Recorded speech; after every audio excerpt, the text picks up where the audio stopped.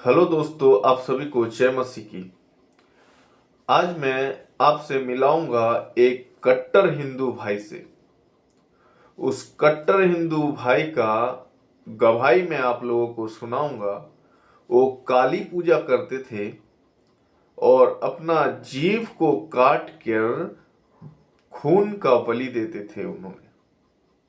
जी हाँ, उसको इतना उससे लगाव था काली पूजा करके कि अपना ही जीव को ब्लेड मारकर वहां पर वो चढ़ाते थे हर संडे को।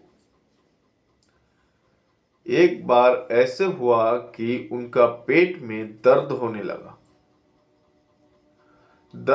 लगा। उसके बाद उन्होंने जब चेकअप कराया तो क्या हुआ, आप खुद उनके मुंह से ही सुन लीजिए। आइए हम वीडियो देख लेते हैं।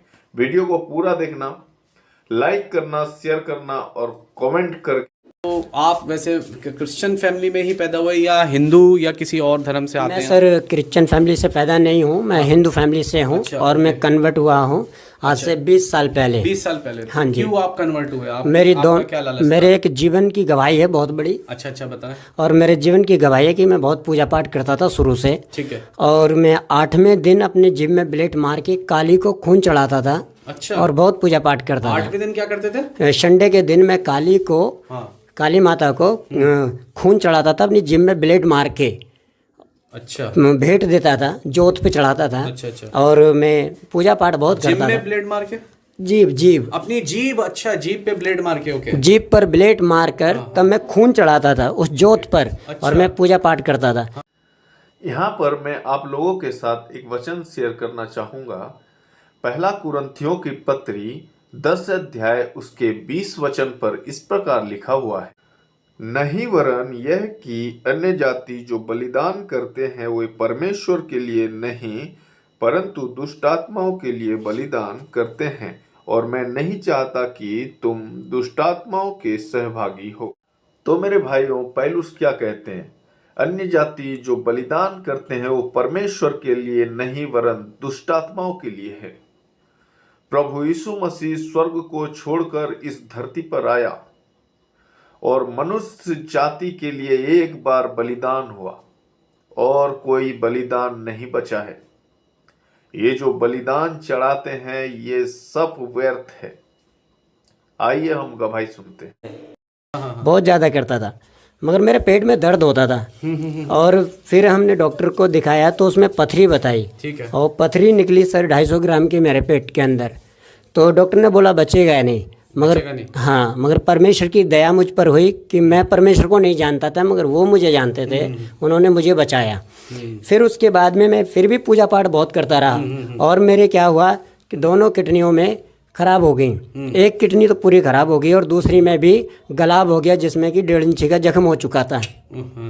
एक किडनी निकाल दी गई। मेरे 2 ऑपरेशन बड़े हो रहे हैं और एक किडनी निकाल दी गई। एक ही किडनी थी। डॉक्टर ने बोला अगर ये दूसरी किडनी 17 दिन के अंदर नहीं पड़ी तो ये कभी भी जानवर की मौत मर सकता है।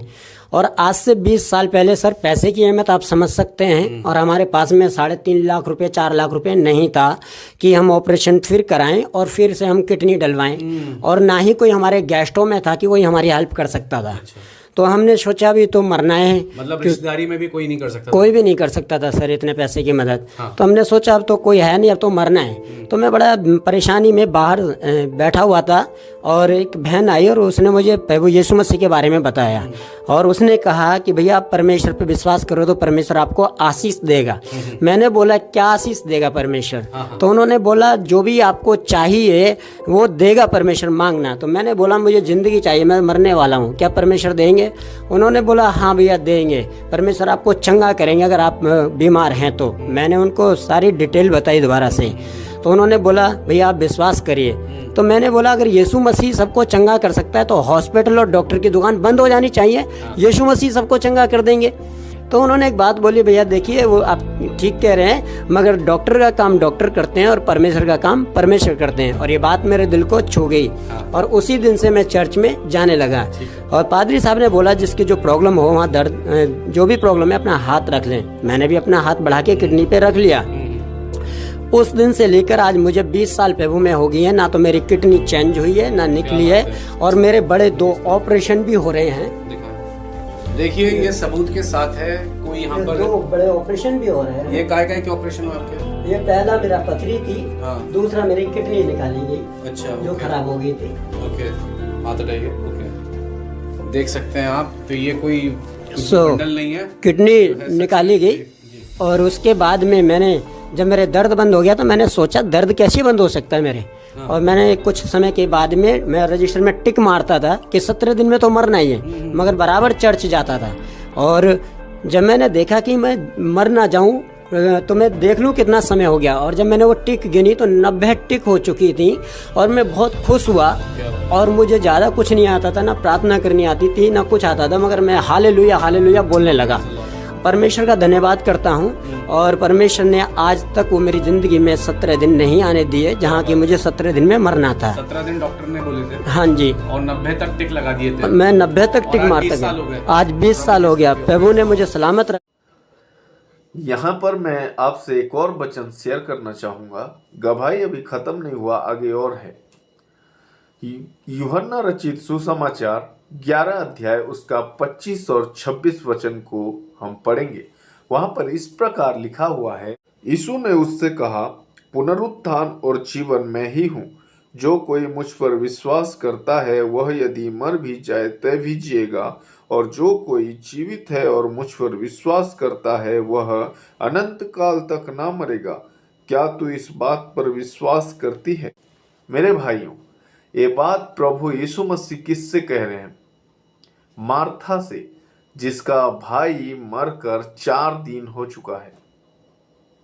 तो आइए हम गवाही को आगे देखेंगे। और यह अधिकार जो है प्रभु यीशु मसीह के पास ही है। मुर्दों को जिलाना या किसी को अनंत जीवन देना। प्रभु यीशु मसीह को छोड़ इस जगत में जितने भी कथाकथित परमेश्वर हैं उनके पास ये अधिकार है ही नहीं। आइए हम गवाही आगे का सुनते हैं। मैं पहले अल्ट्रासाउंड कराने पे सोचने लगा हो सकता है कि ये झूठी रिपोर्ट हो। दूसरे पे कराया तो वो उसमें भी नॉर्मल आई। फिर मैंने संगम बिहार जाके कराया दिल्ली में, तो उन्होंने बोला नॉर्मल रिपोर्ट है, आपकी किडनी में कोई प्रॉब्लम नहीं है। क्या बात है? तो मैंने परमेश्वर को धन्यवाद दिया। और कुछ नहीं आता था मुझे, और मैंने एक निर्णय लिया, मैं जिंदा रहूं या मरूं, मैं प्रभु की सेवा करूंगा। चाहे मुझे कुछ मिले या ना मिले, मैं सेवा करूंगा। और कबाड़ा बीन बीन कर सेवकाई शुरू की, और आज भी वही काम मैं कर रहा हूँ।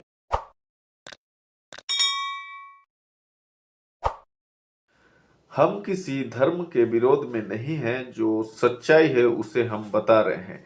वीडियो अच्छा लगे तो दोस्तों लाइक करो, शेयर करो और कमेंट करके अपनी राय बताइए।